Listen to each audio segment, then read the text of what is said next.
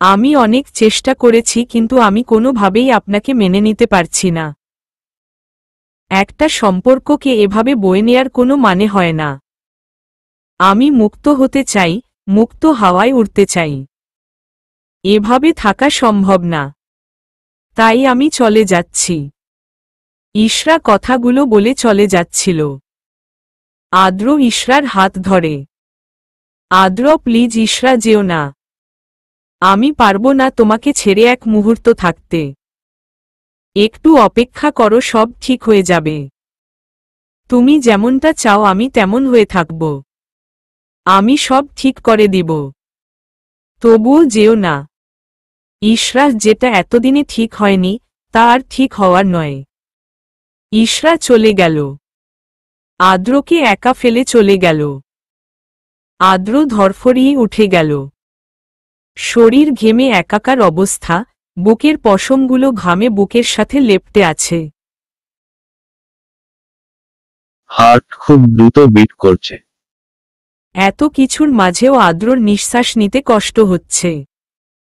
পাশে ফিরে দেখে ইশরা নেই। ইশরা কি তবে চলে গেল? আমাকে একা করে চলে গেল।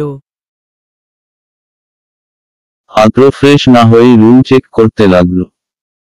কিন্তু ইশরাকে দেখতে পেল না। ভয়ে আদ্রর জান যায় যায় অবস্থা। বাসার দরজাটাও খোলা। কেন চলে গেল ইশরা? আমাকে আরেকটু সময় দিলে কি খুব ক্ষতি হতো? না চাইতেও আদ্রর ঘন ঘন নিঃশ্বাস পড়ছে। গাল বেয়ে নোনাজল গড়িয়ে পড়ছে। আদ্র, আমি তোকে এত ভালোবাসলাম, তুই কি একটুও বুঝতে পারলি না? তুই থাকতে চাস বা নাই চাস, আমার সাথেই তোকে থাকতে হবে। হবে মান হবেই। তোর উপস্থিতি আমার শক্তি। আমি তোকে কোনো কিছু নিয়ে জোর করিনি। কিন্তু তুই আমায় বুঝলি না।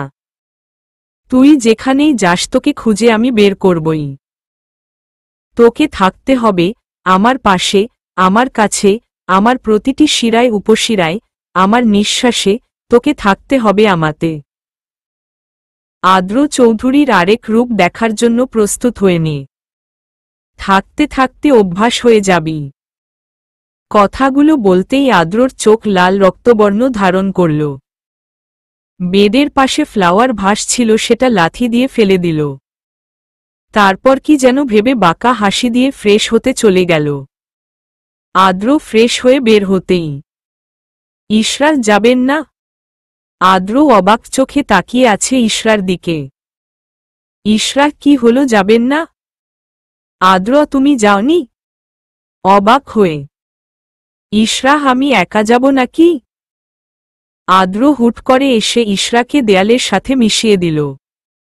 ইশরার কপালের সাথে কপাল ঠেকিয়ে, আদ্র, আমাকে একা রেখে কোথায় গিয়েছিলে? ইশরা আদ্রর এরকম ভাব দেখে ভয় পেয়ে গেল। আর এতটা কাছে আসায় অস্বস্তি লাগছে। ইশরা কতগুলো পিচ্ছি এসেছিল। একজনের পায়ে ব্যথা পেয়েছে তাই ওকে নিচে দিয়ে এসেছিলাম। আদ্র বলে যাবে তো? জানো কত ভয় পেয়েছি। ইশরা, ভয় পাবার কি আছে? আমি তো আর বাচ্চা না। চলুন, সন্ধ্যা হয়ে যাবে।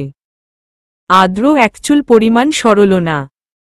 আদ্র, আমি কেন যাব, তুমি একা যাও। ইশরাকে ছেড়ে দিয়ে। ইশরা, ওকে। ইশরা চলে যেতে নিলেই আদ্র ওর হাত ধরে। আদ্র, আমিহীন কোথাও যেতে চাইলে পা কেটে দরজায় ঝুলিয়ে রাখব। আদ্র হনহনিয়ে রুম থেকে বেরিয়ে গেল।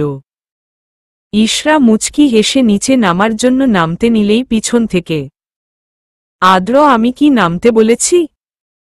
ইশরা দুপাশে মাথা নাড়াল, যার অর্থ না নামতে বলেনি। আদ্র ইশরার একটা ওড়না নিয়ে এসেছে। ইশরা, ওড়না দিয়ে কি করবেন? আদ্র কিছু না বলে ইশরার এক হাতে বেঁধে দিল। তারপর নিজের এক হাতে ওড়নাটা বেঁধে নিল। আদ্রর এরকম আচরণ ইশরার বোধগম্য হচ্ছে না। আদ্র, আমি কোনো রিস্ক নিতে চাই না। আমি ওই স্বপ্ন পূরণ হতে দিব না, মনে মনে। তারপর ওরা নিচে গেল। ইশরা বাগান ঘুরে দেখছে আর আদ্র ইশরাকে। ইশরা বেশ অনেকক্ষণ ঘুরে একটা জিনিস খেয়াল করল, সেটা হলো আশেপাশের মানুষ অদ্ভুতভাবে ওর দিকে তাকিয়ে আছে। ইশরা তাদের কোনো কথা বুঝতে পারছে না, তবে তারা যে ওকে নিয়ে কথা বলছে এটা বেশ বুঝতে পারছে। হঠাৎ একটা মহিলা অন্য এক মহিলাকে ওদের বন্ধনে আবদ্ধকৃত ওড়নাটা দেখিয়ে কি যেন বলছে। ইশরা শুনছে কিন্তু বুঝতে পারছে না। ইশরার এখন ভালো লাগছে না, কোনো দুঃখে যে বাগানে এসেছিল। ইশরা, আমি যাচ্ছি, আপনি আসুন। আদ্র হাসছে। এই হাসিটা দেখে ইশরার গা জ্বলে যাচ্ছে। কোনো কথা না বলে হনহনিয়ে চলে আসছিল, তখন ওড়নায় টান খায়। আদ্র বেশ জোরে টান দেয়, ইশরা গিয়ে আদ্রর বুকে হুড়মুড়িয়ে পড়ে। আদ্র, আমাকে ফেলে যাওয়ার চিন্তা করলে খুব খারাপ হবে। আর তুমি যত দূরে যাবা আমি ততই কাছে আসব বউ। আশেপাশে সবাই ওদের দেখছে। কেউ কেউ 32 পার্টি দাঁত বের করে ক্লোজআপের হাসি দিচ্ছে। ইশরা, আচ্ছা যাব না, ছাড়ুন। আদ্র, কোথায় যাবা? ইশরা, কোথায় যেতে পারি এখন জানে না আপনি? আদ্র, না। আদ্র তারপর শয়তানি হাসি দিয়ে ইশরাকে কোলে তুলে নিল। ইশরা, আরে আরে কি করছেনটা কি? মানসম্মান কিছুই রাখছেন না তো? আদ্র, যাদের মান আছে তাদের অপমান আছে। আর দেখ ওই মহিলাদের, তাদের মুখ কেমন চুপসে গেছে। ইশরা মহিলাদের দিকে তাকালো, ঠিকই তাদের চোখমুখ অন্যরকম দেখাচ্ছে। ইশরার এখন ভালো লাগছে, খুব ভালো লাগছে। খুশিতে আদ্রর গলা জড়িয়ে ধরল আর আদ্র বাসায় নিয়ে আসার জন্য পা বাড়াল। সিঁড়ির কাছে গিয়ে আদ্র ইশরার দিকে তাকাল। ইশরা উৎসাহ নিয়ে আদ্রর দিকে তাকিয়ে আছে। আচ্ছা, আদ্র কি এখন সিঁড়ি বেয়ে ইশরাকে বাসায় নিয়ে যাবে? ইশরা নিজেকে নায়িকা আর আদ্রকে নায়ক ইমাজিন করছে। আর মনে মনে 70% সিউর হচ্ছে যে আদ্র ওকে নায়কদের মতো করে সিঁড়ি দিয়ে নিয়ে যাবে। আদ্র দেখতে নায়কদের থেকে খারাপ না। ইশরার ভাবনায় পানি দিয়ে আদ্র লিফটে ভেতর ঢুকে গেল। তারপর বাসার ভেতরে যাওয়ার আগে আদ্র ইশরা নাকে টিপ দিল। আদ্র, বউ, তুমি কোনো নায়িকা নও আর আমিও কোনো নায়ক নই। বাস্তবের সাথে যারা মোকাবেলা করে তারাই প্রকৃতপক্ষে জীবনযুদ্ধে নায়ক বা নায়িকা। ইশরা ভেতরে ঢুকতে নিলে আদ্র ওকে থামিয়ে দেয়। তারপর আদ্র বাসায় ঢুকবে তার আগে হাতের বাঁধন খুলে দরজার সাথে বেঁধে দেয়। আদ্র, যেও না বউ। এক গুচ্ছ আবেগ নিয়ে আদ্র বাসার ভেতরে ঢুকে চিনি আনতে যায়। সকালে মিষ্টি আনতে মনে ছিল না। ইশরা পাগল একটা। আদ্র চিনি নিয়ে ফিরে আসে। তারপর ইশরাকে মিষ্টি মুখ করাই। চিনি রেখে ইশরাকে কোলে করে রুমে নিয়ে যায়। আদ্র যেদিন ইশরাকে বিয়ে করে বাসায় নেয়, সেদিন এই নিয়মটা ওর আম্মু পালন করেনি। করেছিল আদ্রর ফুপি অনিকের আম্মু। আর আদ্র ইশরাকে কোলে করে বাসার ভেতর ঢুকেনি। কাজের বাহানা দিয়ে বন্ধুদের সাথে চলে গিয়েছিল। তারপর ইশরা রাতের জন্য রান্না করতে গেল। আদ্র, রান্না না করলে হয় না? ইশরা, খাবো কি? আদ্র, দুপুরের খাবার নেই। ইশরা, আপনারা 3 বেলা রান্না করে 3 বেলা খান। সমস্যা হবে না, আপনি বসুন, আমি রান্না করছি। আদ্র ইশরার দিকে তাকিয়ে আছে। ইশরা, শুনুন, দুপুরে সাহায্য করতে এসে হাত কেটেছে। আমাকে সাহায্য করতে হবে না, আমি একাই পারব। বুঝেছেন? আদ্র মাথা নাড়াল যে সে বুঝতে পেরেছে। আদ্র, বউটাকে এত কাজ করতে দেয়া যাবে না। খুব শীঘ্রই বুয়া ঠিক করতে হবে। একধারে অফিসের কাজ, অন্যদিকে সংসার। বউ না জানি সব সামলাতে না পেরে আমাকে ছেড়ে চলে যায়। আদ্রর মনে এখন ইশরা চলে যাবে এই একটাই ভয়। রাতে ঘুমানোর সময় আদ্র ইশরার কোমরে ওড়নাটা বেঁধে দিল আর ওড়নার আরেক পাশ নিজের হাত বেঁধে নিল। ইশরা, এভাবে ঘুমানো যায়? আদ্র, আমি পারলে তুমি পারবে না কেন? ইশরা, কি হয়েছে বলুন তো? বিকাল থেকে কি সব উদ্ভব কাণ্ড করছেন? আদ্র, আমার কিছু হয়নি, আমি একদম ঠিক আছি। কথা বলো না, কাল পতেঙ্গা সমুদ্র সৈকতে যাব। এখন ঘুমাও। ইশরাকে জড়িয়ে। ইশরার চোখে ঘুম নেই। আদ্রর এরকম আচরণের কোনো কারণ খুঁজে পাচ্ছে না। ইশরা আদ্রর আম্মুকে ফোন দিল। রাত বেশি হলেও তিনি একটা সিরিয়াল দেখে তারপর ঘুমান। তার সাথে অনেক কথা বলল, তারপর ফোন রেখে দিল। তবুও ঘুম আসছে না। আদ্র ইশরাকে শক্ত করে জড়িয়ে ঘুমিয়ে আছে। ইশরা মিশরাকে ফোন দিতে নিয়েও দিল না, কারণ এই মুহূর্তে বেবির কথা শুনতে ভালো লাগবে না। আচ্ছা, এখন নিশ্চয়ই আদ্রতা জেগে আছে, ওকে একটা ফোন দেই। যেই ভাবা সেই কাজ। আদ্রতা ফোন রিসিভ করেই কেঁদে দিল। ইশরা হতভম্ব, এত রাতে কি ও আদ্রতার কান্না শুনতে ফোন করেছে? এখন তো লাইন কেটে দিতেও পারবে না। ইশরা, কি হয়েছে বনু? আদ্রতা, ভাবি ভুবন আমায় ভালোবাসে না, কান্নার জন্য ঠিকমতো বলতেও পারছে না।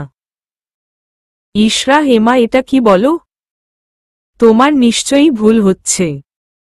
তোমার ভুবন খুব ভালো ছেলে, তুমিই তো বললা। আদ্রতা, হ্যাঁ ভাবি, আমিও তাই মনে করেছিলাম, কিন্তু ভুবনের জীবনে আরেকজন আছে ভাবি। ইশরা কিছুটা অবাক হল, তারপর নিজেকে সামলে নিয়ে বলল, ইশরা, তার সাথে তোমার কখন কথা হয়েছে? আর তোমার ভুবন তোমাকে কি বলেছে? আদ্রতা, ভাবি, সন্ধ্যায় কথা হয়েছে। ও বলেছে আমি ওর জীবনে তৃতীয় গুরুত্বপূর্ণ ব্যক্তি। ভাবি, ওর জীবনে ওর প্রথম প্রায়োরিটি ওর মা।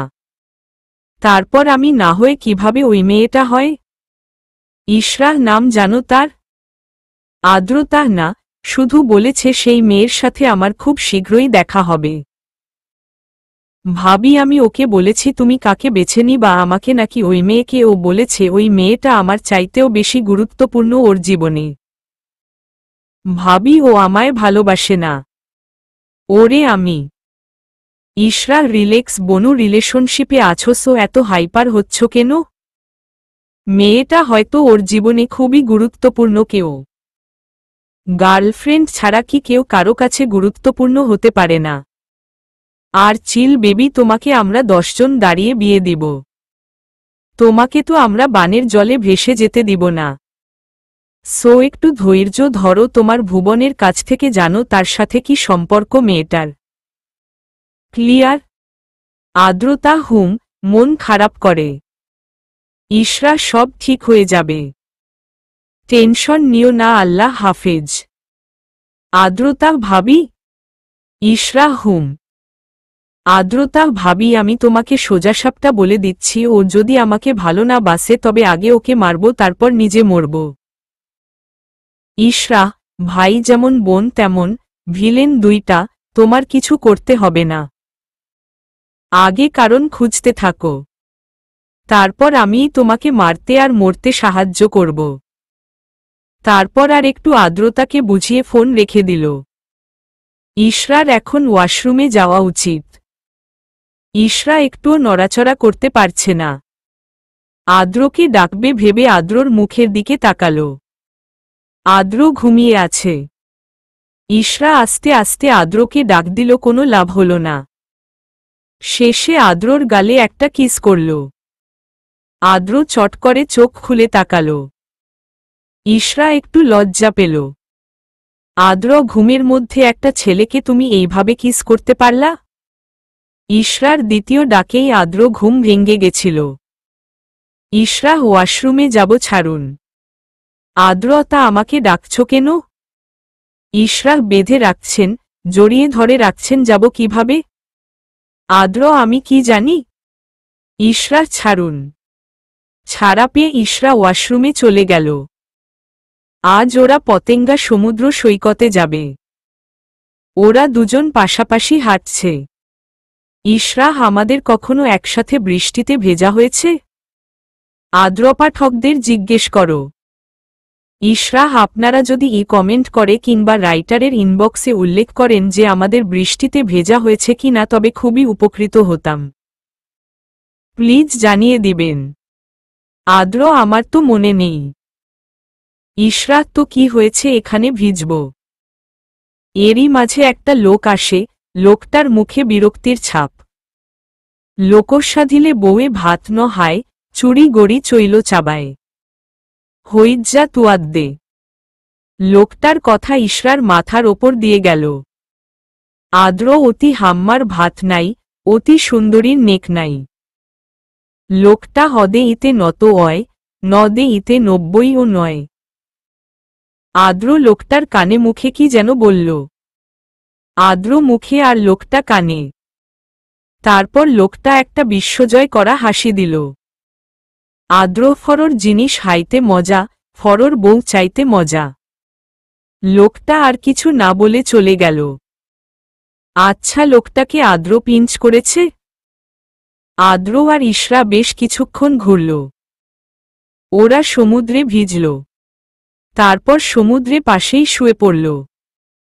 ঢেউ এসে তাদের পা ভিজিয়ে দিয়ে যাচ্ছে। ইশরাহ, আমাকে শাড়ি পরিয়ে দিলেন না কেন? আদ্র, আমি চাইনি তাই। ইশরাহ, যদি শাড়ি পরতে পারতাম তবে আপনাকে বলতাম না। আদ্র, শাড়ি পরতে পারো না কেন? ইশরাহ, আমার বর নিষেধ করেছে তাই। আদ্র, চুল ছাড়নি কেন? ইশরাহ, আমার বর চাইনি তার বউয়ের চুল অন্য কেউ দেখুক তাই। আদ্র, সমুদ্রে ভিজেছ কেন? ইশরাহ, আমার বরের ইচ্ছে ছিল তাই। আদ্র, তোমার বরের এটাও ইচ্ছে ছিল তার বউকে ভেজা শাড়িতে কেউ না দেখুক, তাই শাড়ি পরিয়ে দেয়নি। আদ্র উঠে সামনে চলে গেল। আর ইশরা শোয়া থেকে বসল। আদ্রর শেষের কথাটা অন্যরকম ভালো লাগা ছুঁয়ে গেল মনে। আদ্র হাতে দুটো ডাব নিয়ে এলো। একটা ইশরাকে দিল, আরেকটা নিজের খেতে লাগল। ইশরার খুব ইচ্ছে করছে আদ্রর হাতের ডাবটা খেতে, কিন্তু কিভাবে খাবে? মুখ ফোটে তো বলতেও পারবে না। আদ্র, খাচ্ছ না কেন? ইশরা, খাচ্ছি। ইশরা, একটু খেল। কিন্তু এ ডাবের কোনো স্বাদ নেই। ওর তো ইচ্ছে করছে অন্য কিছু। ডাবের স্বাদ অন্য কেউ নিয়ে গেছে। আদ্র, আমার ডাবের পানিটা মিষ্টি না। ইশরা, এটা খান। ওর হাতের ডাবটা এগিয়ে দিয়ে। আদ্র, না, তুমি খাও। হাত থেকে ফেলে দিতে নিল। ইশরা, এই ওয়েট। আদ্র, কি? ইশরা ওর হাত থেকে ডাবটা নিয়ে নিল, আর ওর হাতেরটা ওকে দিয়ে দিল। আদ্র, কি হলো? ইশরা, এক্সচেঞ্জ করলাম। এবার খান। আদ্র খেতে নিয়েও খেল না। ইশরা, কি? আদ্র, তুমি আমার মুখেরটা খাবে? ইশরা, ন্যাকা, আপনি মনে হয় আমার মুখেরটা খান না। আদ্র, আমি খাই, কিন্তু তুমি তো কখনো খাওনি। ইশরা, সো হোয়াট, আমারটা আমি বুঝে নিব, আপনি খান। অতঃপর ওরা ডাব খেল। আদ্র একটু অবাক হয়েছে, ফার্স্ট টাইম ইশরা আদ্রর মুখের কিছু খেয়েছে। ওদের শরীরের জামা কাপড় ইতোমধ্যে শুকিয়ে গেছে। ওরা পাথরের ওপর বসল। দুজনেই কথা বলছে। বাতাস প্রচুর। আদ্র, চুল খুলে দাও। ইশরা, হুহুম। আদ্র আর কিছু বলল না। কিন্তু আদ্র খেয়াল করল ইশরা শুয়েছিল, তাই বালি ওর জামার সাথে লেগে আছে। পিছন থেকে খারাপ দেখা যাচ্ছে। ইশরাকে কিছু না বলে টেনে পাথরের ওপর থেকে নামালো। তারপর কোলে তুলে নিল। ইশরা হাত পা ছোড়াছুড়ি করতে লাগল। এবার মনে হয় কেঁদেই দিবে। আদ্র, একটু নড়াচড়া করেছ তো খবর আছে। ইশরা, আমি হেঁটে যাব। নামান আমাকে। আদ্র, তুমি নামতে চাইলেই কি আমি নামতে দিব? চুপচাপ থাকো। গন্তব্য পৌঁছে নামিয়ে দিব। ইশরা, আমি এত ভারী, আপনার তুলতে কষ্ট হচ্ছে না? এমনভাবে হাঁটছেন দেখে মনে হচ্ছে আমি কোনো তুলার বস্তা। আস্তে আস্তে। আদ্র, তুমি তুলার বস্তা নও, তুমি সস্তাও নও, তুমি আমার বউ, অনেক মূল্যবান তুমি আমার কাছে। তুমি আমার শক্তি আর আমি তোমার ভক্তি।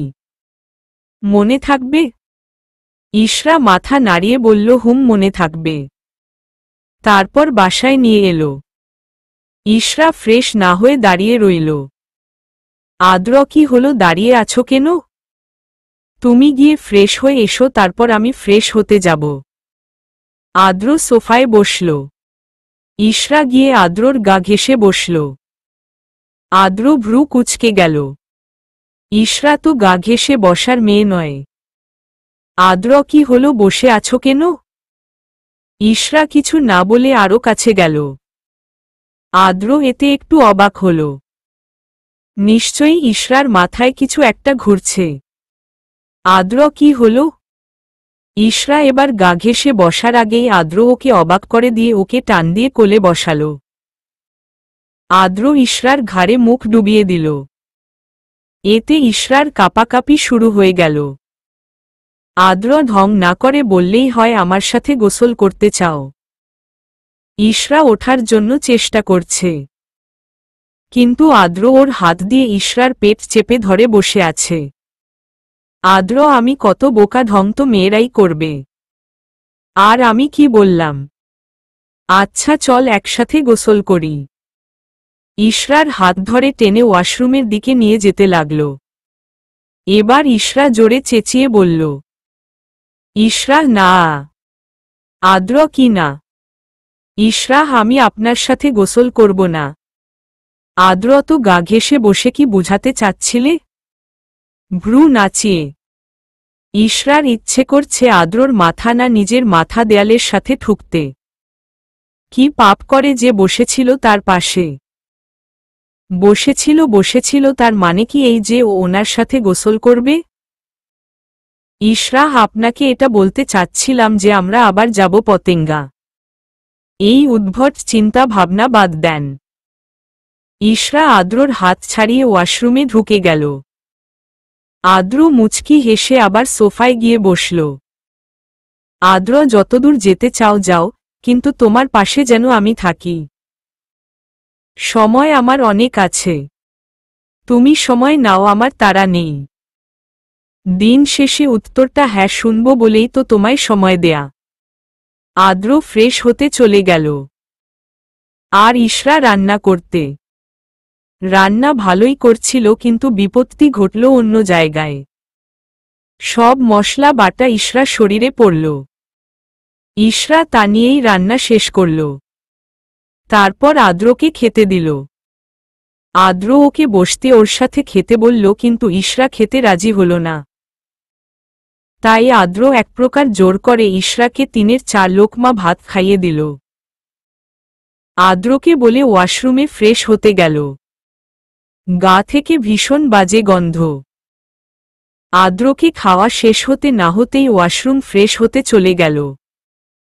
গোসল শেষে ইশরার মাথাটা ধরল, তাই ও শুয়ে পড়ল। আদ্র এসে দেখে ইশরা শুয়ে আছে। চুল এখনো তোয়ালে পেঁচানো, তাই তোয়ালে খুলে দিল। আদ্র অনুভব করল ইশরার শরীর বেশ গরম। আদ্র পাশের রুম থেকে হেয়ার ড্রায়ার নিয়ে এলো। ইশরাকে হেয়ার ড্রায়ার দিয়ে চুল শুকাতে দেখেনি। একদিন জিজ্ঞাসা করাই বলেছিল এটা দিয়ে চুল শুকালে নাকি চুল নষ্ট হয়ে যায়, তাই ও করে না।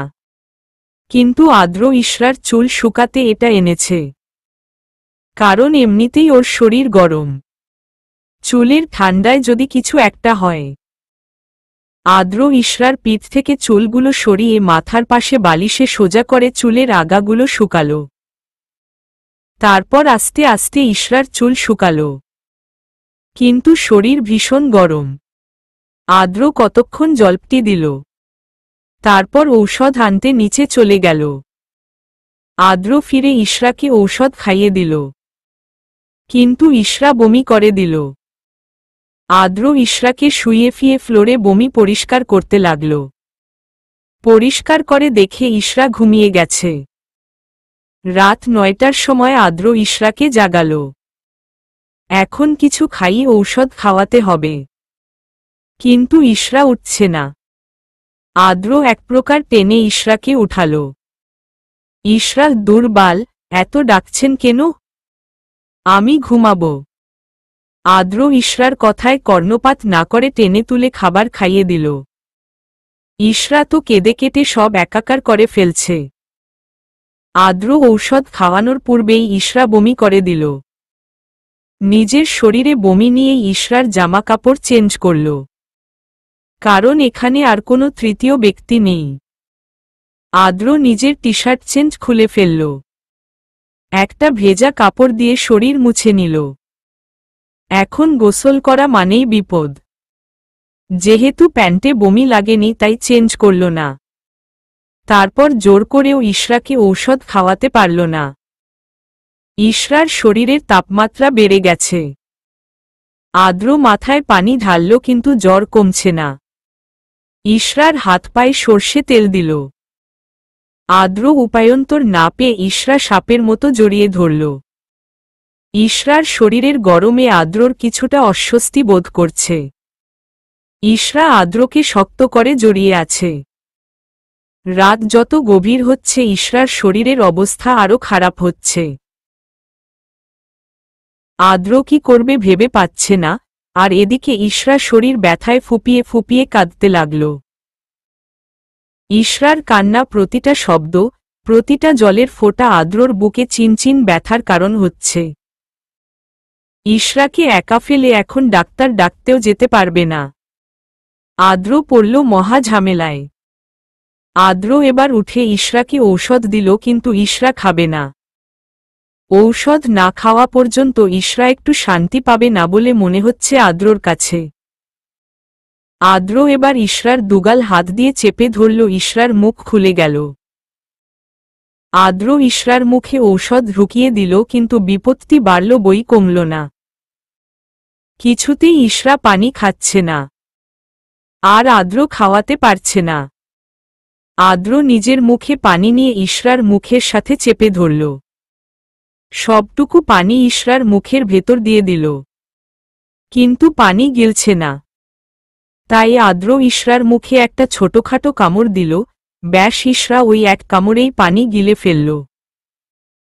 এটা দেখে আদ্রর রাজ্যজয় করার মতো হাসি দিল। আদ্র ইশরাকে নিয়ে আবার পূর্বের ন্যায় শুয়ে পড়ল। ইশরা আদ্রর বুকে নাকের পানি চোখের পানি বিসর্জন দিচ্ছে। আচ্ছা, ইশরা কি জানে ওর নাকের পানিগুলো আদ্রর কোথায় লাগিয়ে দিচ্ছে? হয়তো জানে, না জানলে কখনোই আদ্রর বুকে নাকের পানি মুছত না। আদ্রর বুকে পশমগুলো বরাবরই প্রিয় ছিল ইশরার কাছে। ঘুমন্ত আদ্রর বুকের হামলে পড়ত ইশরা। নিজের লোভ বিসর্জন দিতে না পেরে অজস্র চুমু খেয়েছে আদ্রর বুকের পশমে। ইশরা যদি একবার সজ্ঞানে থেকে বুঝতে পারত ও কোথায় নাকের পানি দিয়ে মাখামাখি করছে তাহলে হয়তো দেয়ালের সাথে কপাল ঠুকে ঠুকে কপাল এক পাল্লা ছাল চামড়া তুলে ফেলত। ভোরের দিকে ইশরা ঘুমালো। এখনো শরীরে অনেক জ্বর। আদ্রর এক নির্ঘুম রাত কাটল। কিন্তু এতে কোনো অভিযোগ নেই। বরং নিজেকে একজন আদর্শ স্বামী বলতে না পারলেও একজন স্বামী মনে হচ্ছে। স্বামী শব্দটা কেবল শুধুই শব্দ নয়। এমন একজন কেউ আছে যে আমার দায়িত্ব কর্তব্য, আমার জীবন সঙ্গী, যে আমার কাছে আসতে, আমার পাশে থাকতে তার অতীত বিসর্জন দিয়েছে, যে আমার জন্য তার চিরচেনা সম্পর্কগুলোকে ভেদ করে আমার কাছে এসেছে। তার স্বপ্ন পূরণ করা আমার দায়িত্ব। আদ্র ইশরাকে রেখে পাশের বাসায় গেল এবং সেখানে গিয়ে ডাক্তারের ফোন নাম্বার নিয়ে এলো। চট্টগ্রামে আদ্রর চেনা পরিচিত লোকের অভাব নেই। কিন্তু তাদের ফোন নাম্বারের বড্ড অভাব এখন আদ্রর কাছে। তাছাড়া এখন তাদের সাথে যোগাযোগ করলে নানান ধরনের কথা উঠে আসবে। আদ্র, তুমি বিয়ে করছো? কবে জানলামই না তো। তাছাড়া ইশরা মিশরা কাহিনী এসব কথা বলা বা শোনার কোনো মানেই নেই, ইচ্ছে নেই ইত্যাদি।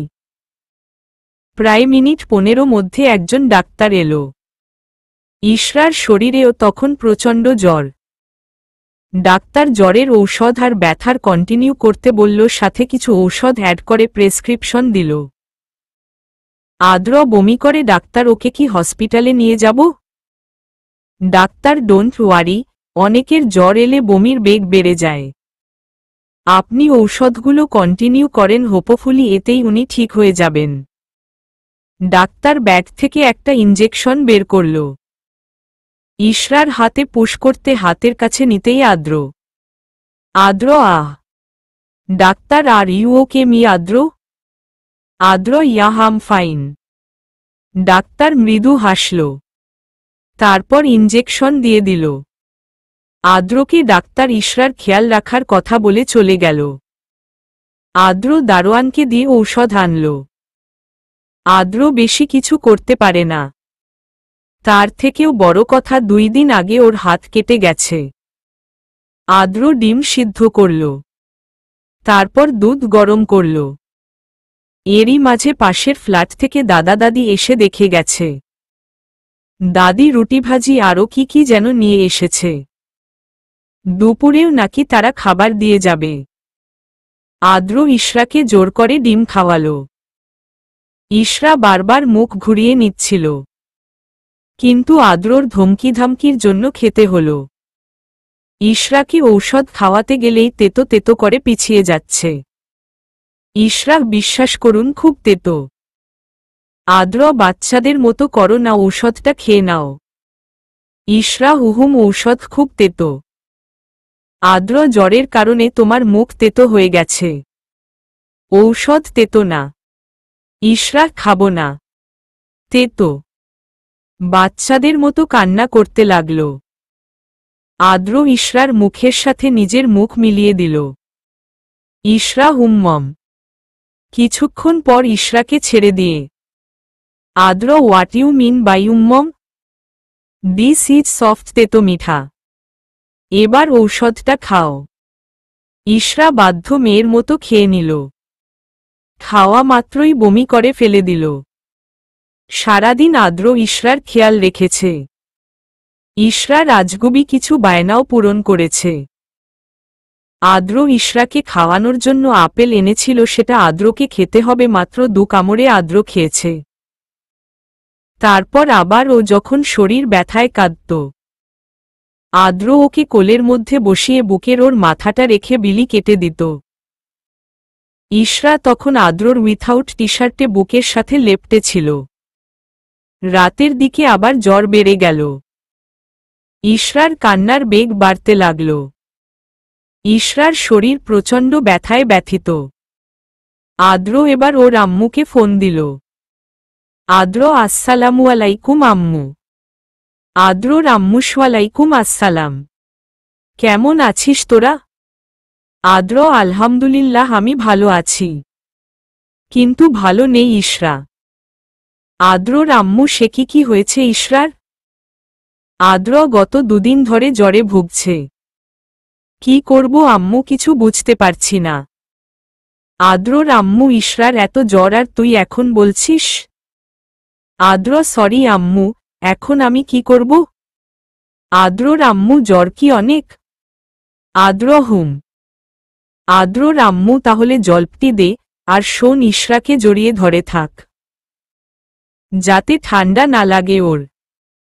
আদ্র, আম্মু, প্রচণ্ড গরম শরীর, কাছে ঘেঁষতে পারছি না। আদ্রর আম্মু, তোর জন্য মেয়েটার এই অবস্থা।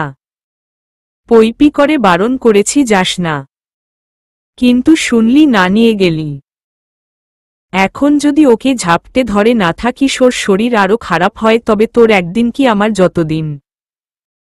আদ্র অবস্থা বেগতিক দেখে লাইন কেটে দিল। তারপর ওর আম্মুর কথা মতো ইশরাকে সাপের মতো জড়িয়ে ধরে রাখল। হঠাৎ করেই ইশরার বমির পরিমাণ বেড়ে গেল। আদ্রর জন্য এটা বিরাট সমস্যা, কারণ বুয়া না থাকায় বারবার ওর কাপড় চেঞ্জ করতে হচ্ছে। বমি পরিষ্কার করতে হচ্ছে। তবে এই সমস্যা মূলত সমস্যা না। যখনই ইশরার কাপড় চেঞ্জ করে ও নিজেই অস্বস্তি পড়ে। তার ওপর ইশরার বারণ। দুদিনেই ইশরার নাকমুখ শুকিয়ে গেছে। কি একটা অবস্থা। তবে সত্যি কথা হলো এই দুদিন আদ্র ইশরাকে গোসল করায়নি। আদ্রর ধারণা হলো গোসল করলে ইশরার জ্বর বাড়বে। কারণ এই গোসল থেকেই ইশরার জ্বর এসেছে। কোনো রকম রাত পার করল। সকালে আদ্র ইশরার শরীর মুছিয়ে দিল। তারপর আদ্র চলে গেল ইশরার জন্য নাস্তা বানাতে। যদিও ইশরা কিছু খায় না। বেলা 12টা নাগাদ আদ্রর আম্মু হাজির হলো আদ্রর বাসায়। সাথে ময়নাকে নিয়ে এসেছে। ও বাড়িতে ময়নার ঠিক করে দেয়া বুয়া কাজ করবে। আর আহনাফ চৌধুরী যেহেতু বুয়ার রান্না খান না, তাই হোটেল থেকে খাবার যথাসময়ে বাসায় পৌঁছে যাবে। আপাতত আহনাফ চৌধুরী এবং আদ্রতাকে নিয়ে চিন্তামুক্ত। আদ্রর আম্মু আদ্রকে ইচ্ছামতো বকাঝকা করল। তারপর ইশরাকে গোসল করালেন। ময়না প্রত্যেকটা রুম পরিষ্কার করতে লাগল। পুরো ফ্ল্যাট ধুলোয় মাতোয়ারা।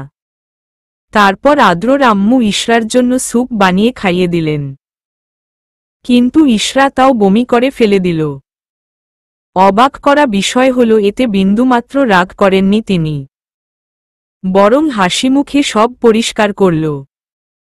তারপর নিজেও গোসল করল।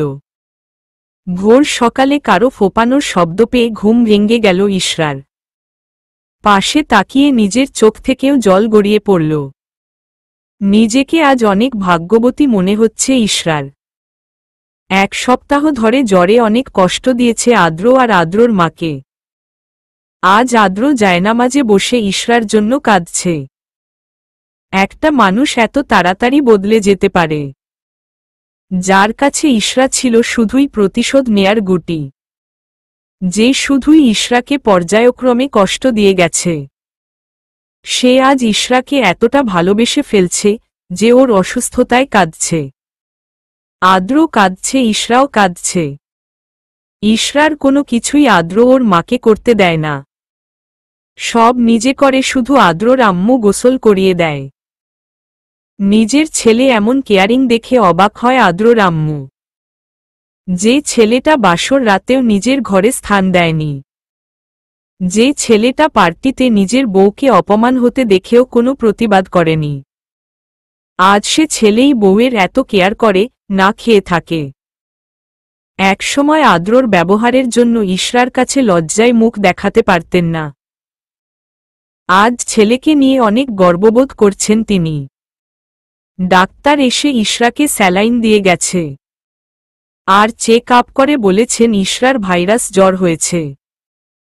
খুব শীঘ্রই ওর জ্বর ভালো হয়ে যাবে এই প্রত্যাশা করে চলে গেলেন। আদ্রর আম্মু, বেশ তো নিয়ে এসেছিলি আমার কাছ থেকে মেয়েটাকে, এখন কি অবস্থা দেখছিস? আদ্র আম্মু, কি করে জানবো ওর এমন অবস্থা হবে? আদ্রর আম্মু, ইশরা সুস্থ হলে আমি ওকে আমার সাথে করে নিয়ে যাব। আদ্র, কিন্তু আম্মু। আদ্রর আম্মু, এ নিয়ে আমি কোনো কথাই শুনতে চাই না। আদ্রর আম্মু চলে গেল ইশরার কাছে। আদ্র এদিকে একটা দীর্ঘশ্বাস ফেলল। এখন ওর মাকে বুঝিয়ে কোনো লাভ নেই। 5 দিন পর। ইশরা এখন মোটামুটি সুস্থ। আদ্রর আম্মু এখন ইশরাকে নিয়ে ঢাকা নিয়ে যাবে। এ ব্যাপারে তিনি ইশরার কোনো কথাও শুনবেন না। আর ইশরাও নীরব দর্শক। ও এই ব্যাপার নিয়ে কিছু বলেনি। রাতে খাবার টেবিলে। আদ্রর আম্মু, আগামীকাল ঢাকা রওনা দিব। ইশরা, তুই তোর ব্যাগ গুছিয়ে নিস। ইশরা, আচ্ছা। ইশরা ভেবেছিল আদ্র বাধা দিবে, কিন্তু আদ্র তেমন কিছুই করল না। নিশ্চুপভাবে খেয়ে যাচ্ছে।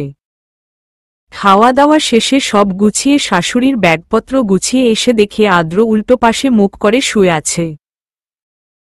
ইশরা ভেবেছিল আদ্র হয়তো ঘুমিয়ে গেছে। তাই জোরে ওয়াশরুমের দরজা লাগালো। আসলে এটা আদ্রকে ঘুম থেকে তোলার একটা কৌশল। ইশরা চাইলেই গিয়ে বলতে পারবে না, আমি আপনার সাথে ঘুমাবো। আর যদি বলেও আদ্র কথা প্যাঁচিয়ে বলবো জায়গা আছে পাশে শুয়ে পড়ো। তাই এই কৌশল অবলম্বন করল, যাতে আদ্র উল্টো পাশে মুখ না করে ঠিক হয়ে শোয়ে। ওয়াশরুম থেকে বেরিয়েও দেখল আদ্র সেই আগের মতোই আছে। কি আর করার, ও উল্টো পাশে মুখ করে শুয়ে পড়ল। বড্ড উসখুস করছে, ঘুম তার চোখে ধরা দিচ্ছে না। বৃথা চোখ বন্ধ করে ঘুমানোর প্রচেষ্টা করতে লাগল। কাল যে ও চলে যাবে এ নিয়েও কোনো কথাও ওদের মাঝে হয়নি। ইশরা উফফ ঘুম আসে যায় চোখের পাতায়, আমি কখন ঘুমাবো মনে মনে। মাঝরাতে ইশরা বুঝতে পারল আদ্র ওকে পিছন থেকে জড়িয়ে ধরেছে। ও আদ্রর দিকে ফিরতেই দেখল আদ্র ওর দিকে মুখ করে শুয়েছে। ঘুমন্ত আদ্রর দিকে তাকিয়ে মুচকি হাসল। আদ্রকে দেখতে দেখতে কখন যে ঘুমিয়েছে তা ওর কাছে অজানা। সকালে সেই প্রিয় মানুষটির গরম নিঃশ্বাস ইশরার মুখে পড়ছে। আদ্রর প্রতিটি নিঃশ্বাস যে ওর বড্ড চেনা। ইশরা চোখ খুলল না, কারণ জানে এখন আদ্র ওর মুখের দিকে ঝুঁকে তাকিয়ে আছে। চোখ খুললেই চোখে চোখ পড়বে, আর এটা নিয়ে আবার অস্বস্তি বোধ করতে চায় না। তার চেয়ে আদ্র ওকে দেখছে দেখুক। হঠাৎ মুখে ওপর পানি পড়ায়। ইশরা কিছুটা ভরকে যায়। আদ্র কি কাঁদছে? আমি চলে যাব তাই কাঁদছে? চট করে চোখ খুলল। ওর ভাবনায় পানি ঢেলে মিথ্যে প্রমাণ করে দিল আদ্র। আদ্র ওকে দেখছিল সত্যি, কিন্তু কাঁদছিল না। সকালে গোসল করেছে কিন্তু চুল মুছেনি, তাই ছোট ছোট চুল থেকে পানি পড়ছিল। তারই কয়েক ফোঁটা ইশরার মুখে পড়েছে। আদ্র কোনো কথা না বলে সরে গেল। ইশরাও কিছু বলল না। ব্রেকফাস্টের পর কেউ আদ্রকে দেখতে পেল না। প্রায় ঘণ্টা খানেক আদ্রর আশায় বসেছিল, কিন্তু আদ্রর কোনো খবর নেই। আদ্রর আম্মু আমি নিশ্চিত ইশরাকে নিয়ে যাব দেখে মন খারাপ করে কোথাও চলে গেছে। কিন্তু আমি এই অবস্থায় ইশরাকে একা এখানে রেখে যাব না। তাছাড়া মেয়েটা এখানকার ভাষা বোঝে না। মনে মনে, ময়না আর কতক্ষণ অ্যাটতে এমন কইরা থাকমু? আদ্রর আম্মু আর বসতে হবে না, চল ইশরা আয়। ইশরা আম্মু উনি আসুক, উনাকে বলে যাই। আদ্রর আম্মু ওর জন্যই তো বসেছিলাম, আসার হলে এতক্ষণে এসে যেত। তুই আর কথা বাড়াস মা, চল। অবশেষে ওরা বাসা লক করে চাবি পাশের ফ্ল্যাটের দাদির কাছে রাখার সিদ্ধান্ত নিল। কিন্তু তিনি নিচে যাওয়ায় নিচে চাবি দিবে ভেবে নিচে গেল। দাদির হাতে চাবি দিল, তারপর ফর্মালিটি কিছু কথা বলল। ইশরা এদিক ওদিক তাকাচ্ছে, কিন্তু আদ্রকে কোথাও খুঁজে পাচ্ছে না। আদ্রর আম্মু দাঁড়িয়ে আছিস কেন, আয়। ইশরা গাড়িতে উঠে পড়ল। গাড়ি স্টার্ট দিয়ে দিচ্ছে। ইশরার চোখ দুটো এখনো আদ্রকে খুঁজছে। ওর যে কোনো কথাই আদ্রকে বলা হয় নাই। না বলে গেলে আদ্র ভীষণ রাগ করবে। গাড়ি গেইটের সামনে যাবে তখনই মাইক হাতে পিছন থেকে বলে উঠল, আদ্র আমাকে না নিয়েই চলে যাবে? গাড়ি থেমে গেল। আদ্রর হাতে মাইক দেখে আদ্রর আম্মু আর ইশরা গাড়ি থেকে নেমে গেল। আদ্রর আম্মু তুই কোথায় যাবি? আদ্র আমার বউকে নিয়ে যাচ্ছ। আমি একা থাকব কিভাবে, তাই আমিও বউয়ের সাথে যাব। সম্পূর্ণ কথাটা আদ্র মাইকে বলল। কথাটা শুনে ইশরার লজ্জায় মাটিতে মিশে যেতে ইচ্ছে করছে।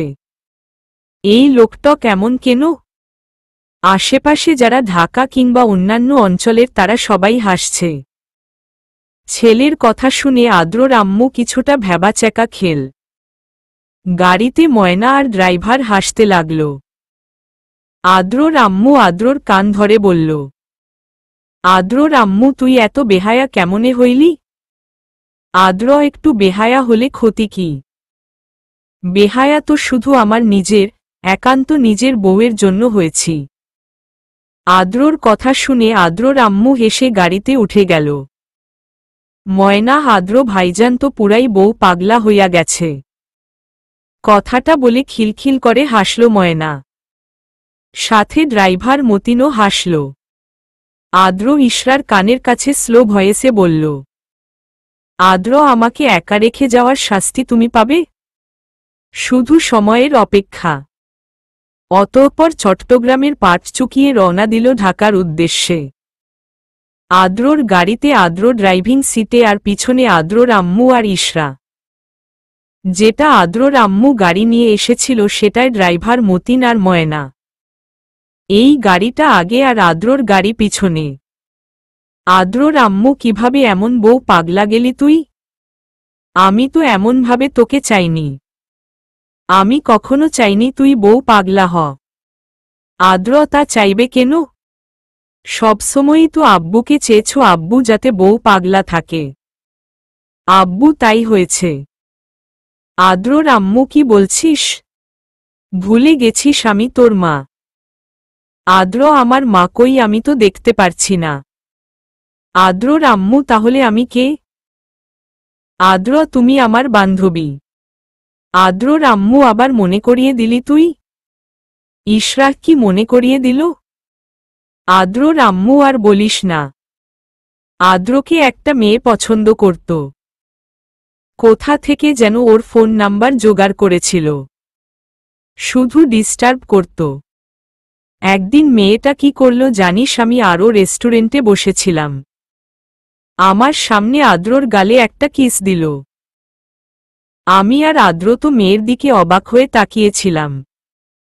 মেয়েটা আমার দিকে তাকিয়ে বলল, আপু, তুমি কিছু মনে করো না। তোমার বন্ধুকে আমি খুব পছন্দ করি, কিন্তু আমাকে পাত্তা দেয় না, তাই একটা কিস করলাম। আমি তখন জিজ্ঞাসা করলাম, তুমি আমাকে আপু বললে কেন? মেয়েটা বলল, আমি আদ্রর সবাইকে চিনি আর আড়াল থেকে কথা শুনেছি। আপনি ওর বান্ধবী হন, প্লিজ একটু ওকে বুঝান। আদ্র এবার খিলখিল করে হেসে উঠল। আদ্র, জানো ইশরা, এইটা আমার ফার্স্ট কিস ছিল। আদ্রর আম্মু, মেয়েটার বিয়ে হয়েছে? আদ্র, আমি মামা হয়ে গেলাম আর তুমি বলছো বিয়ে হয়েছে কি না? ইশরা, মামা মানে? আদ্র, তারপর থেকে মেয়েটা রোজ আম্মুকে আমাকে বুঝানোর জন্য বলতো, কিন্তু আম্মুর মেয়েটাকে পছন্দ হয়নি বলে কিছু বলেনি। শুধু উপর উপর বলতো বুঝাবো, কিন্তু এ নিয়ে কোনো কথা হতো না। পরে একদিন এসে কেঁদে বলেছিল ওর নাকি বিয়ে ঠিক হয়ে গেছে। কয়েক মাস পর দেখা হয়েছিল, আমি ইচ্ছে করে কথা বলতে গেলাম। তখন স্বামীর সাথে পরিচয় করিয়ে দিছে আমি মেয়েটার ভাই, কলেজের বড় ভাই। আড্ডা মাস্তিতে কেটে যাচ্ছিল সময়, কিন্তু ইশরার মনে একটু খারাপ লাগা আর একটু আফসোস হচ্ছে। ইশরা, ওই মেয়েটা কেন ফার্স্ট কিস করল?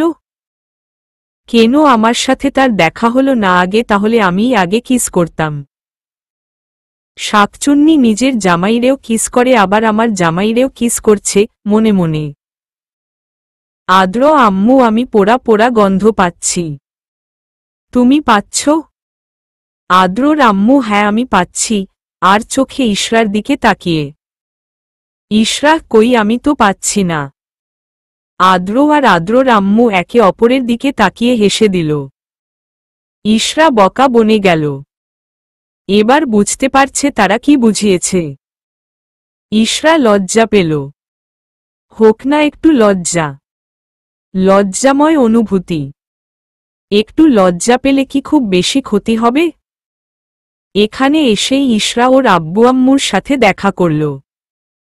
তারপর অফিস বাড়ি আর বাড়ি অফিস, এভাবেই চলছে দিন।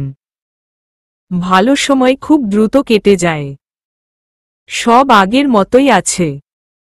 কিন্তু আদ্র কিছুটা বদলে গেছে। ইশরাকে একা কখনো ছাড়ে না। অফিসের সবাইকে বলে দিচ্ছে ওরা স্বামী স্ত্রী। এই কথাটা শুনে জাটকা খেয়েছিল জেসিয়া। ইশরাকে কোনো কারণেও একা বাসা থেকে বের হতে দেয় না। যা প্রয়োজন ও নিজে সাথে করে নিয়ে যায়, আবার নিয়ে আসে। বাসার সবাই এটা নিয়ে আদ্রকে পিঞ্চ করে, কিন্তু আদ্র সেগুলাকে পাত্তা দেয় না। আর সবার কথায় লজ্জায় মাটিতে মিশে যায় বেচারি ইশরা। ইশরা ঘুমানোর আগে আদ্র কখনো ঘুমায় না। ইশরা রাতে ওয়াশরুমে গেলে বিছানা থেকে ওয়াশরুমের দরজা দিকে তাকিয়ে থাকে আদ্র। আদ্রর ধারণা এ শহর ওর কাছ থেকে ইশরাকে কেড়ে নিবে। আগে কিছুটা বিরক্তিবোধ করলেও ইশরার এখন এগুলো অভ্যেসে পরিণত হয়েছে। থাকতে থাকতে অভ্যেস হয়ে যাব। আজ ছুটির দিন। ইশরার ফোনে একটা মেসেজ আসে। আদ্র মোবাইলটা রেখে যত দ্রুত সম্ভব ওয়াশরুমে চলে গেল। কারণ আদ্র জানে ইশরা ওয়াশরুম ছাড়া অন্য কোথাও ড্রেস চেঞ্জ করে না। তাই আদ্র ওয়াশরুমে ড্রেস চেঞ্জ করে এসে দেখে ইশরা নেই। ইশরার ফোনও নেই। আদ্র দ্রুত পায়ে দারোয়ানের কাছে যায়। আদ্র বৌমনি কি বেরিয়ে গেছে? দারোয়ান কিছুক্ষণ আগে। আদ্র আর কোনো কথা না বলে চলে যায় ওদের বাসার কাছের পার্কে। সেখানে গিয়ে যা দেখে তা দেখে ও দুমড়ে মুচড়ে যায়। ও তো এটা চায়নি। এক মুহূর্ত দাঁড়িয়ে না থেকে চলে আসে বাসায়। আজ যে ওদের বিয়ের 6 মাস হল। এটা নিয়ে কত কিছু ভেবেছিল। এক নিমিষেই যে ভেঙে যাবে সেটা কোনো কিছুতে মেনে নিতে পারছে না আদ্র। রাত 8টার দিকে বাসায় ফিরে এলো ইশরা। ইশরা একা না, সাথে আদ্রতাও ছিল। রুমে ঢুকে অবাক হয়ে গেল ইশরা আর আদ্রতা। রুমের সবকিছু অলটপালট হয়ে আছে। এখানে কেউ নেই। বেকনিতে উকি দিয়ে দেখে আদ্র সিগারেট খাচ্ছে।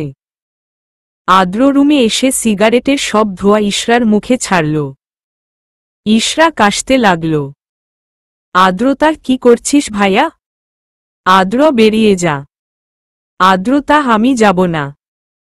আদ্র আর কিছু না বলে আদ্রতার হাত ধরে বের করে দিয়ে দরজা আটকে দিল। পুরো ঘটনা এমনভাবে ঘটল যে কিছুই বুঝতে পারছে না ইশরা।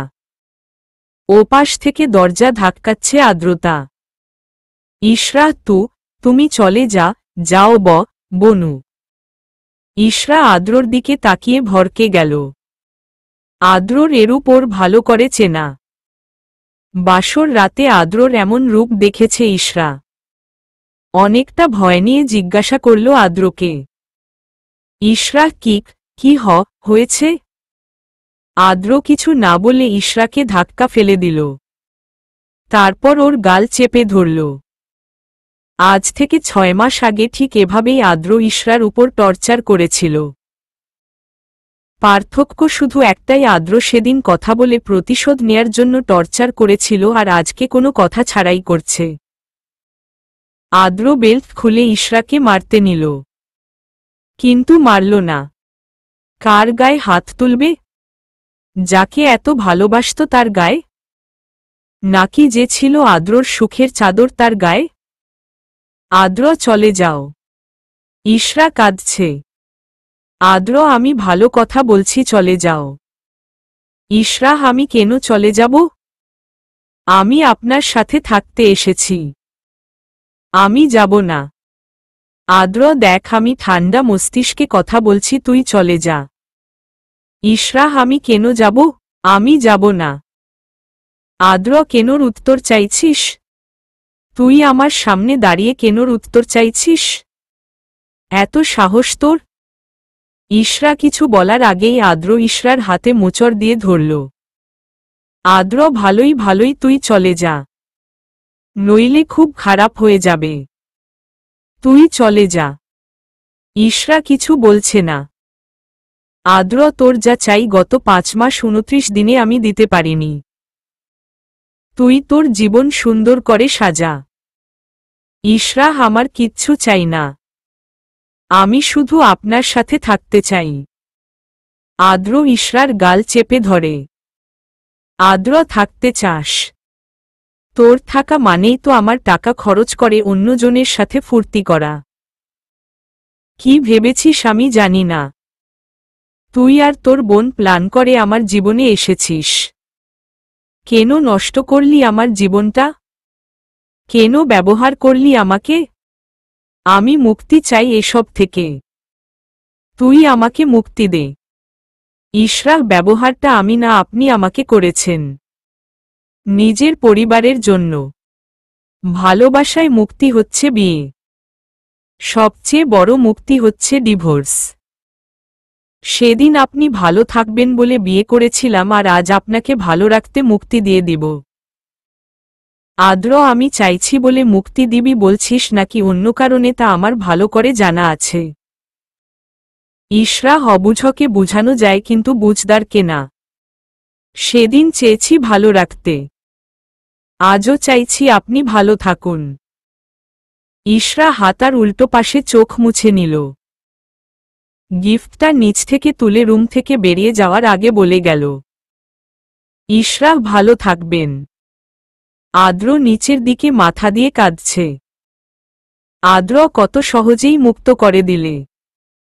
ডিভোর্স শব্দটা উচ্চারণ করতে একবারেও বুক কাঁপল না। আমার জন্য কাঁপবে কেন? ইশরাহ আদ্রতার রুমে গেল। তারপর কাগজে কিছু লিখে আদ্রতার হাতে গিফটটা আর কাগজটা দিল। ইশরাহ, এটা তোমার ভাইকে দিও বনু। ভালো থেকো। আদ্রতা, তুমি কোথায় যাচ্ছ ভাবি এত রাতে? ইশরাহ, আব্বুর শরীরটা ভালো নেই, সেখানেই যাব। আম্মুকে বলো কয়েকদিন থাকব। আদ্রতা, ভাবি সবকিছু ঠিক তো? ইশরাহ, ঠিক না হলেও ঠিক হয়ে যাবে। আদ্রতা, একা কেন যাচ্ছ? ভাইয়াকে নিয়ে যাও। ইশরাহ, অফিসে একটু ঝামেলা, তাই মন খারাপ। তোমার তাকে বলার প্রয়োজন নাই, আমি বলে এসেছি। আসি। আর কিছু বলতে না দিয়ে ইশরাহ বড় বড় পা ফেলে বেরিয়ে গেল। আদ্রতা বেশ বুঝতে পেরেছে ওদের ভেতর কোনো সমস্যা হয়েছে। ওরা যেহেতু জানাতে চায় না, সেহেতু জানতে চাওয়ার দরকার নেই। আদ্রতা গিফট আর কাগজটা নিয়ে আদ্রর রুমে যায়। আদ্রতা আদ্রর কাঁধে হাত রাখে। আদ্র ওর বোনের দিকে তাকায়। আদ্রতার কি হয়েছে ভাইয়া? আদ্র, তোদের কাউকে বলা যাবে না রে। বললে তোরা ইশরার চরিত্র দিকে আঙ্গুল তুলবি। আমি চাই না রে তোরা ওকে খারাপ বল। আমি যে ঠকেছি, ওকে ভালোবেসে বড্ড ঠকেছি মনে মনে। আদ্রতার কি হলো? আদ্র, না কিছু হয়নি। আদ্রতা, আমাকে মিথ্যে না বললেও চলবে, আমি জানি কি হয়েছে, ভাবি সব বলেছে। আদ্র, তবে কি সব বলে দিয়ে গেছে? কি জানিস? আদ্রতা, তোমার অফিসে ঝামেলা হয়েছে। আদ্রতা আর কিছু বলতে যাবে তার আগেই অব্র ওকে ফোন দিল, তাই আদ্রর হাতে কাগজ আর গিফট দিয়ে অব্রর সাথে কথা বলতে বলতে বেরিয়ে গেল। আদ্র কাগজটা খুলল। স্যার, কারণে বা অকারণে আপনি যে মুক্তি চেয়েছেন আমি তা দিতে পারব না। এমন মুক্তি দিলাম যেখানে আপনি অনায়াসে আরেকজনের সঙ্গে নতুন জীবন সাজাতে পারবেন। আমি আপনাকে ডিভোর্স দিতে পারব না। আমি আর আপু কখনোই আপনার টাকার দিকে নজর দেইনি। আপনি কি জানেন গত 6 মাসে আমি আপনার অফিস থেকে কোনো বেতন নেইনি। যে কারণে 6 মাস আগে বিয়ে করেছেন তা শোধ করে দিলাম। ভালো থাকবেন। আদ্র যখন মালয়েশিয়া যায় তখন ইশরা কাজের সূত্রে জানতে পারে আহনাফ চৌধুরীর 40% ওর নামে করে দিছে।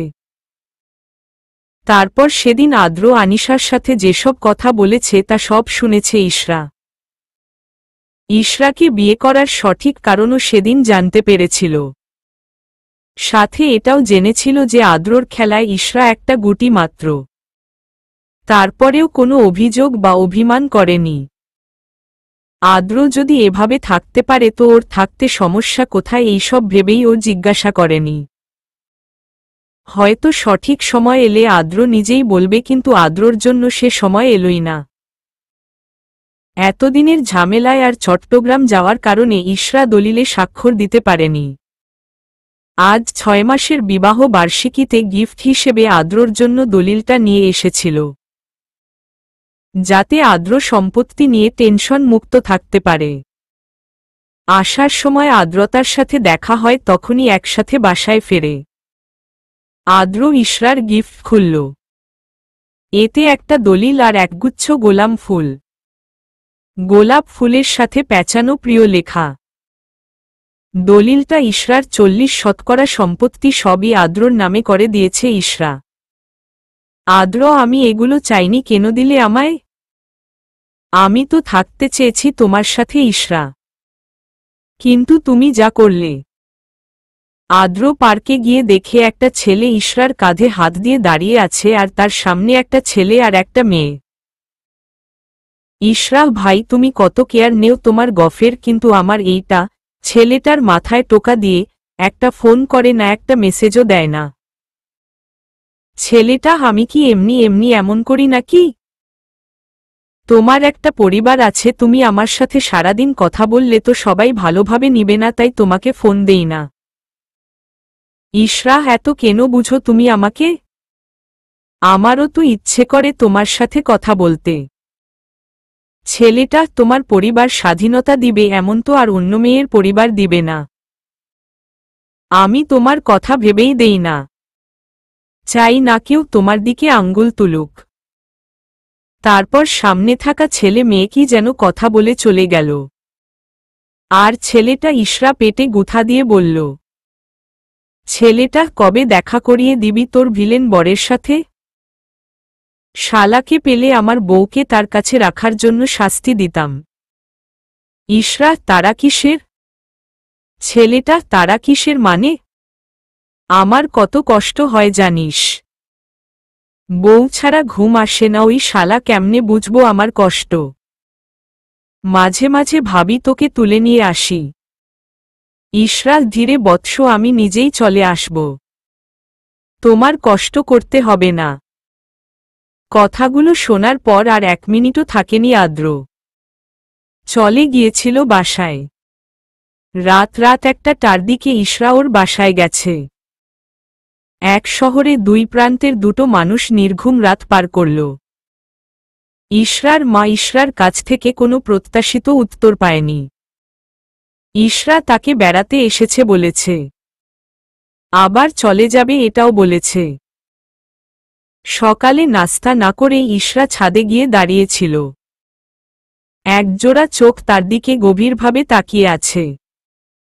ইশরা যে তার উপস্থিতি টের পাচ্ছে। ইশরাও তাকে দেখার জন্য নিচে নেমে গেল, কিন্তু আফসোস কোথাও তাকে দেখতে পেল না। একরাশ মন খারাপ নিয়ে ভেতরে চলে গেল। হ্যাঁ, ও আদ্রকেই খুঁজছিল। আদ্র নিজেকে ধরে রাখতে পারেনি, তাই সকাল সকাল চলে এসেছে ইশরাকে দেখতে। নিজেকে কোনোভাবেই কন্ট্রোল করতে পারছে না আদ্র। ইশরা রুমে আসতেই আদ্রর আম্মু ফোন দিল। ইশরা, আসসালামু আলাইকুম আম্মু। আদ্রর আম্মু, ওয়ালাইকুম আসসালাম। তোর আব্বুর শরীরের অবস্থা কেমন? ইশরা, আলহামদুলিল্লাহ ভালো। আদ্রর আম্মু, এত রাতে একা না গেলেও পারতি। আমাকে বললে আমি কি তোর সাথে যেতাম না? ইশরা, তাড়াহুড়ো করেছিলাম তাই আর বলা হয়নি। আদ্রর আম্মু, শোন মা, আমি একটু ব্যস্ত আছি। আগামীকাল এসে বেয়াইকে দেখে যাব। ভালো মন্দ জানাস কিন্তু। ইশরা, আচ্ছা আম্মু। ইশরা ভাবছে একবার কি আদ্রর কথা জিজ্ঞাসা করবে, যদি কিছু মনে করেন। না থাক, জিজ্ঞাসা করার দরকার নেই। ঠিক তখনই আদ্রর আম্মু, আদ্র কি তোদের ওখানে গিয়েছে? কথাটা শোনামাত্রই ইশরা ভাবল তার মানে আমি ঠিকই ধরেছিলাম, উনি এসেছিলেন। ইশরা, হ্যাঁ এসেছিল। আদ্রর আম্মু, আমার ছেলেটা বড্ড তোর পাগল হয়ে গেছে। কাউকে কিছু না বলেই চলে গেছে। সকালে কফি দিতে গিয়ে দেখি রুমে নেই। তখনই বুঝেছি ও তোর কাছে গেছে। আচ্ছা রাখি, আল্লাহ হাফেজ। ইশরা, আল্লাহ হাফেজ। আজ একটা অ্যাক্সিডেন্ট হোক এটাই চাইছে আদ্র। নিজের বড় একটা ক্ষতি হোক, তাহলেই হয়তো শান্তি লাগত। মনের অশান্তির জন্য আদ্র গাড়িতে থেকে নেমে গেল। তখনই আইসক্রিমওয়ালার ওখান থেকে গান ভেসে এলো। মুখ লুকিয়ে কার বুকে? তুমি গল্প শোনাও কাকে? B continue.